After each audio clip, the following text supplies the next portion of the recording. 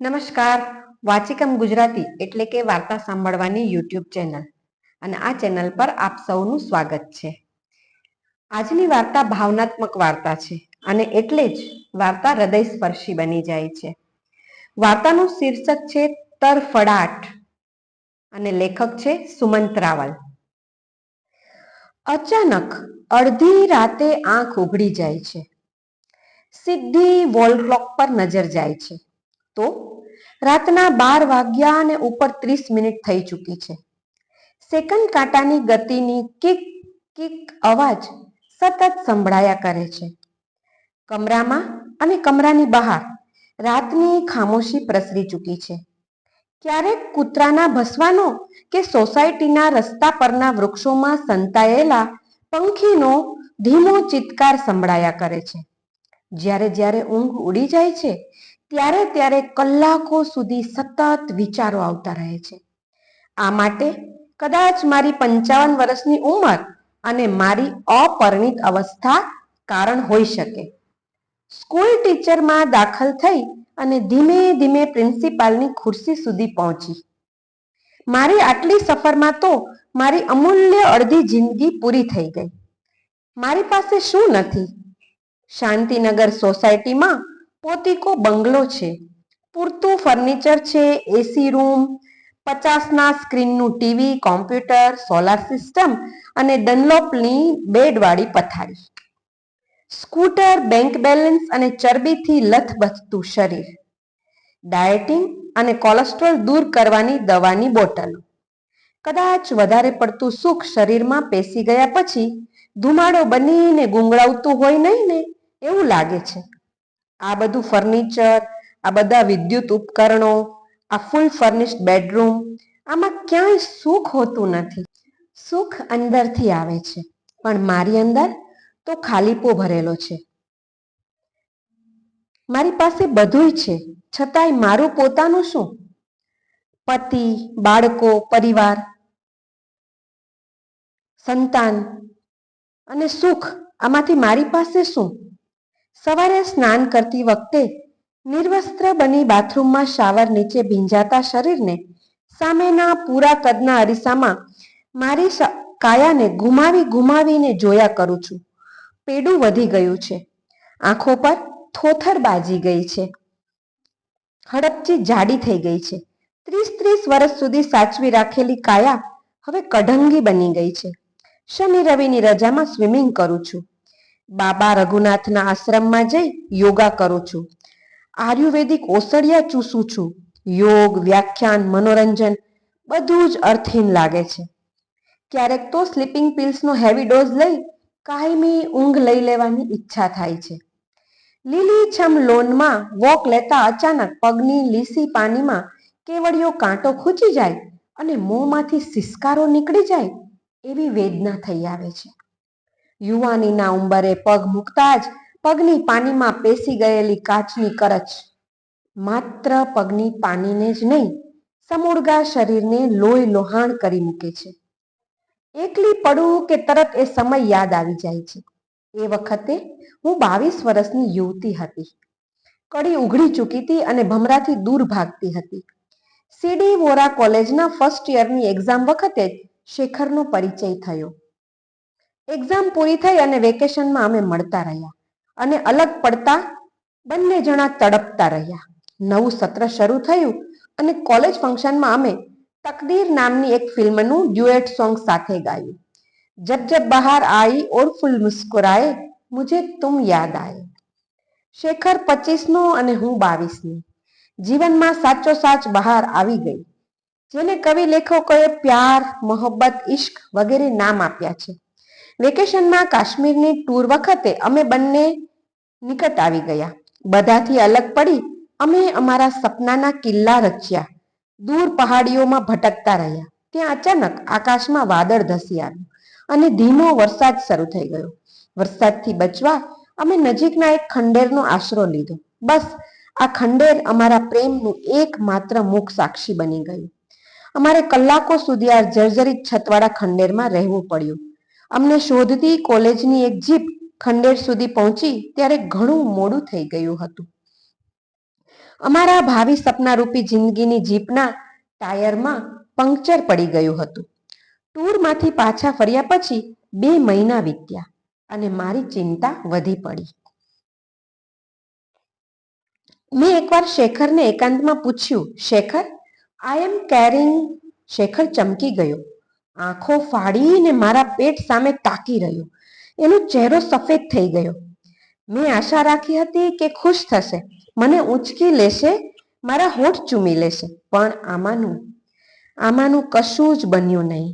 ઉલટાનું ટેક્સીમાં બેસાડી મને એક ગાયનેક પાસે લઈ ગયો. ગાયનેકે મારી બોડીને ચેકઅપ કર્યા પછી કહ્યું કે 3જો મહિનો છે, પણ ડોન્ટ વરી, પ્રોબ્લેમ સોલ્વ થઈ જશે. 1 દિવસ અને 1 રાત હોસ્પિટલમાં રહેવું પડશે. કોઈને કાનો કાન ખબર નહીં પડે. તમારી પ્રાઇવસી પૂરેપૂરી જળવાશે. હું સમસમી ગઈ. મારે પાપ નથી કરવું. તો શું કરવું છે? શેખરે પૂછ્યું. લગ્ન.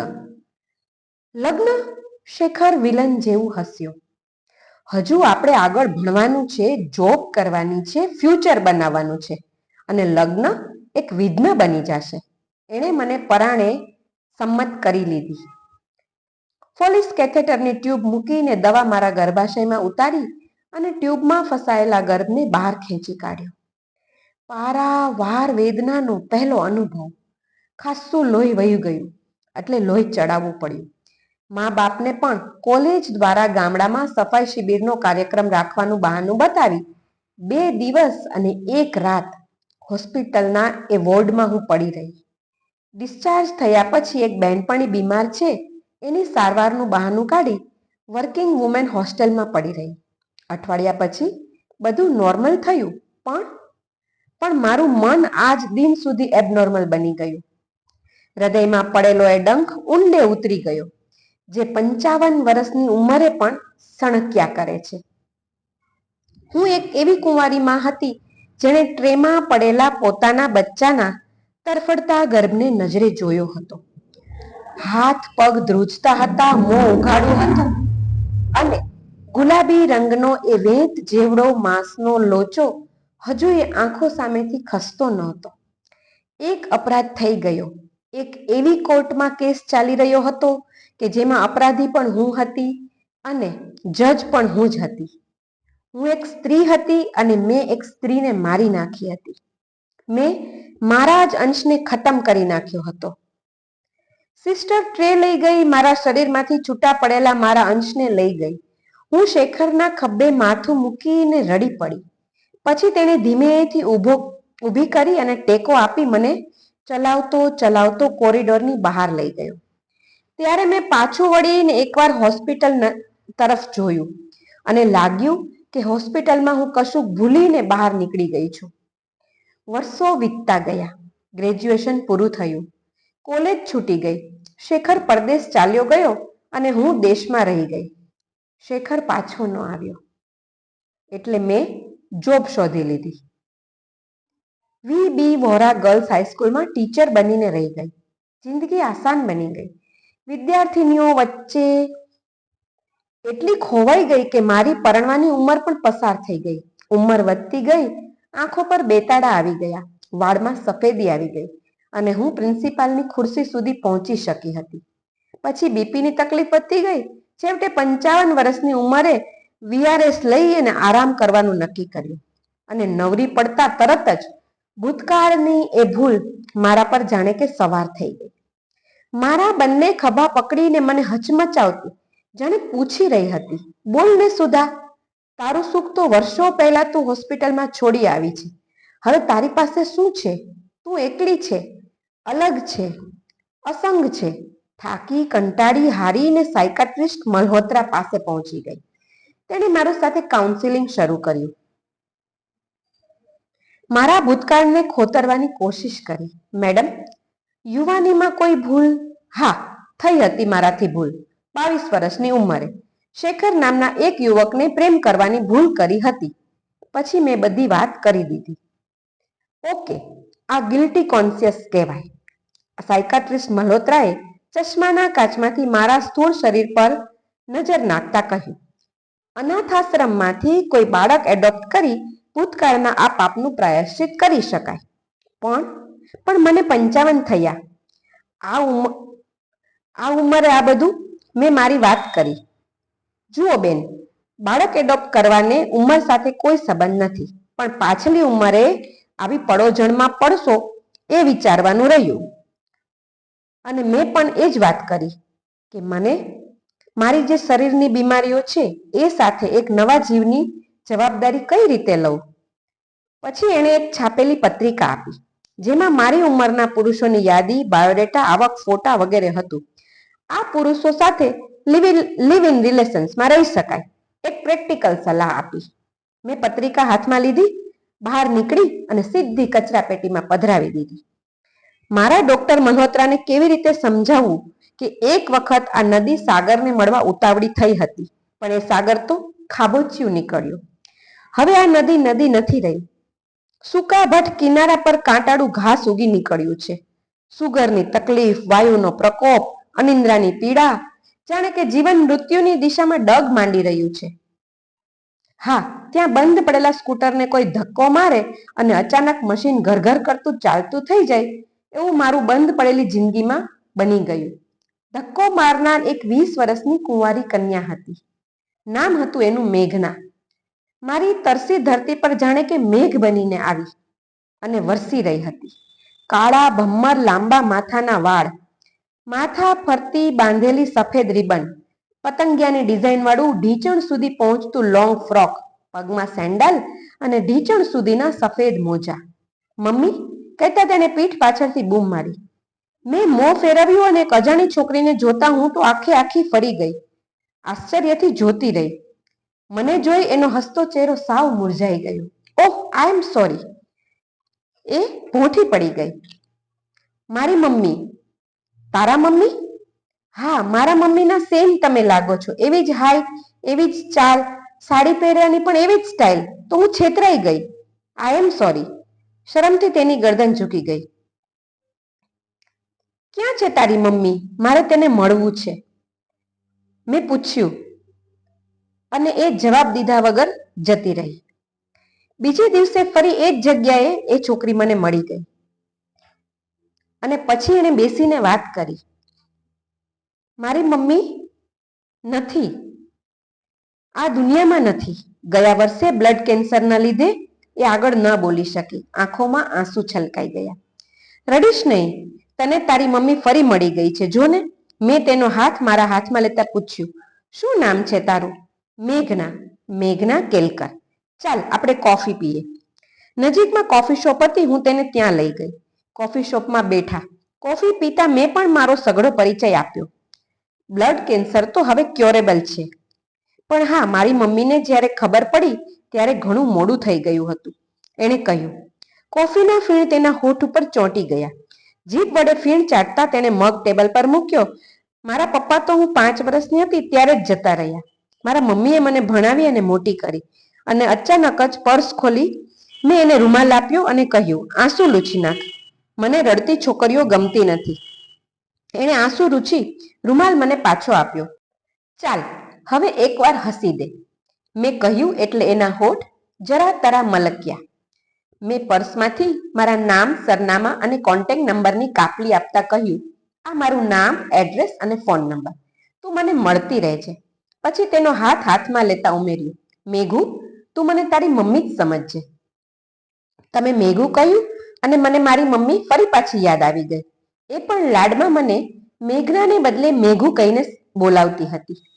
એટલે તો મેં તમને ને બદલે તું કહીને બોલાવ્યા. થેન્ક્સ ગોડ, મારી પીડા ઘટી ગઈ.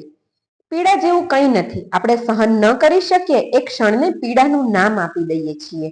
મેં શિક્ષિકા જેવી ભાષા વાપરતા કહ્યું. એ એકલી હતી, દેખાવડી હતી, ગ્રેજ્યુએટ હતી અને કોઈ ખાનગી કંપનીમાં કોમ્પ્યુટર પર કામ કરતી હતી. એક દિવસ તે આવી અને મને તેના ઘેર લઈ ગઈ. નાનકડું પણ સુંદર મજાનું ઘર. બધું ફર્નિચર યથાસ્થાને હતું. દિવાલ પર તેની માનો સુખડનો માળાવાળો ફોટો લટકતો હતો. એક પૂરા કદનો ફોટો હતો. ઊંચાઈ મારા સપ્રમાણ હતી. ચામડીનો રંગ મારા જેવો. મરાઠી ડબે મારી જેમ સાડી પહેરી હતી અને નાકમાં નથડી. ફક્ત ચહેરો જુદો. કદ અને કમર મારા અને એ ફોટાના સમાન હતા. એણે વિડીયો પર એક ફિલ્મ બતાવી. હિમાચલના પ્રવાસ દરમિયાન વિડીયોગ્રાફી કરી હતી. બંને ઊંચા ઊંચા ચિનારના વૃક્ષો પાછળ તનતા કુકડી રમતા હતા. ત્યારે તેની મમ્મી મારી જેમ જ ચાલતી હતી અને પાછળથી તદ્દન મારા જેવી લાગતી હતી. હસવાનો અવાજ પણ મારા જેવો જ હતો. બંને અલગ અલગ ખચ્ચર પર બેઠા હતા અને ખચ્ચર માથું હલાવતા પગદંડી પર ચાલી રહ્યા હતા. એક દ્રશ્યમાં તો બંને એકબીજાનો હાથ પકડી ફેર ફુદરડી ફરતા હતા. અચાનક ચક્કર આવ્યા અને મમ્મી પડી ગઈ. મેઘના ગભરાઈ ગઈ. Mummy mummy. ત્યાં તો મમ્મીએ બંધ આંખો ખોલી અને જોરથી મેઘનાને વળગી પડી અને બંને એક સાથે ખડખડાટ હસી પડ્યા. મમ્મી, આવી મજાક ફરી ક્યારેય ના કરતી. મારી તો છાતી બેસી ગઈ. મેઘનાએ મુક્કો ઉગામતા કહ્યું. બંને મા દીકરી નહીં પણ સરખી ઉંમરની સહિયાર જેવી લાગતી હતી. એક દિવસ અચાનક વહેલી સવારે જ બેગ સાથે મારે ત્યાં આવી પહોંચી. હું પણ આશ્ચર્યથી જોઈ રહી. મેઘુ, આટલું વહેલું? હા, હવે મારે એકલા નથી રહેવું, કહેતી તે સોફા પર બેસી ગઈ. એકલા તો મને ગમતું નથી, પણ આ રીતે અચાનક દોડી આવવાનું કારણ મારાથી પૂછાઈ ગયું. એ ઊભી થઈને એકદમ વળગીને રડવા લાગી. મારી છાતીમાં મોઢું છુપાવી જોર જોરથી રડી પડી. હું ગભરાઈ ગઈ, છતાં પણ પીઠ પંપાળતા પૂછ્યું, શું થયું છે મેઘુ? ને હિંચકા ભરતા ભરતા કહ્યું, મમ્મી, કહેવાય એવું નથી.